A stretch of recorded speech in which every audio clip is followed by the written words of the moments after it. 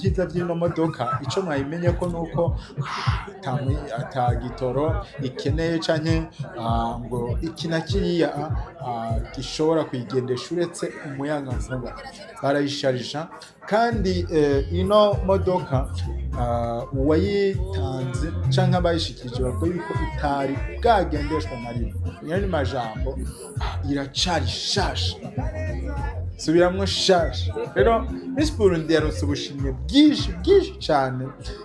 Novuga yuko no mwigeme yahinduriwe izina mu kanya gato y'icaro, mu buryo nawe hatari yiteze, mu buryo nawe hatabonamwo uko biri bugende. Rero natwe turamukeje nka Yagateke, turamukeje abandanya nezerwa kuko bino bintu birasaba kwiyumvira, urahura n'amacalenje, urahura n'abaguca intege, kuko uwo mwegera ntiyobura ikibazo yomubaza kijanye n'amashago yagiye arahura nayo. Yes, murabona ko anezerewe, murabona ko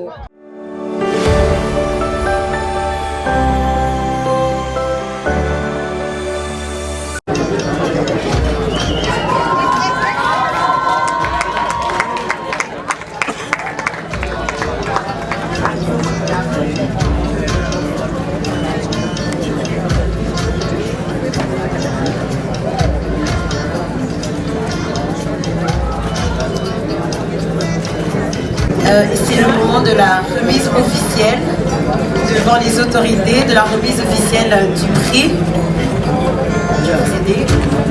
de la remise officielle. On va demander aux autorités qui sont encore là d'accompagner la représentante de Skyline qui a aidé pour qu'on ait la voiture électrique qu'on a, élégante comme on dit, élégante comme notre Miss. Miss Burundi 2025, c'est le moment d'aller recevoir officiellement votre voiture. Les applaudissements s'il vous plaît. Et on va aller de l'autre côté. Et c'est à ce moment-là qu'on va demander à notre équipe technique, ils étaient là depuis le début, de suivre la Miss. twegereza ikibanza c'ahari imodoka Miss Burundi agiye guhabwa, yamaze kumenyekana, urabona yuko ari umugeni ushitse. Nk'uko mubibona uwo muzungu yaje azanye ako gakemanyi, we yahawe igikorwa co kumwereka ukuntu bigenda. Urabona yuko iyo ni certificat yerekana yuko agiye kuronka iyo modoka. Uwo n'umushikiranganji yaje kwifotozanya nawe canke urabona ko hari abategetsi batandukanye baje kwifotozanya nawe. Si iby'imbeshere, byari ibintu ubona ko bisa neza cane. Urabona ko n'umwigeme yishimye kuba abona kino gikorwa cagenze neza. Turanezerewe natwe kuba umurundikazi ashobora guhabwa agaciro nk'aka. Mu kanya kari imbere turaza kubereka ukuntu ubushimwe bwagiye buratangwa no ku bandi ba Miss. Turavuga première dauphine, deuxième dauphine, Miss Popularity, Miss Development ndetse n'abandi. Ariko navuga kubabwira ni ibintu biryoshe cyane, nk'uko mubibona bari baramwegereza kugira abone neza ukuntu.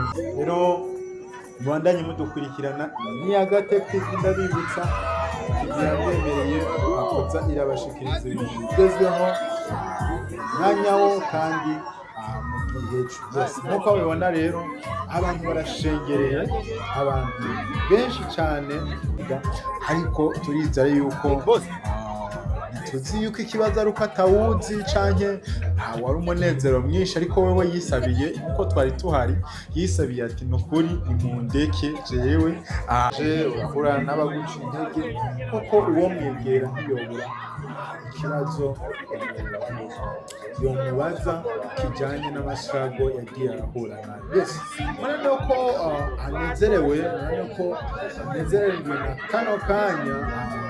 murabibona ko ariko agumbira se wiwe, murabona ko ari ibintu bishemeye nawe ufite umwana agapasa muri ano mahiganwa ntiworeka kunezerwa ku byubahiro byawe turabona n'uwundi mu mama anezerewe ariko ntituzi ko ari mama wiwe, ariko ababizi abamuzi muzodutomboreza, murabona ko umutama yamaze gufata positeri kandi byo kanezereje cyane rwose, ubona ko ari ibintu bishemeye cyane rwose. Yavuga ati banza n'umuryango wiwe, aba n'abantu ubona baje kumukenza banezerewe, kano kaganuke kahawe na Miss Burundi 2025. Murabona ko ari ibintu byari bishemeye mu mwigeme aberewe, umwigeme ubona yuko yakora n'umurava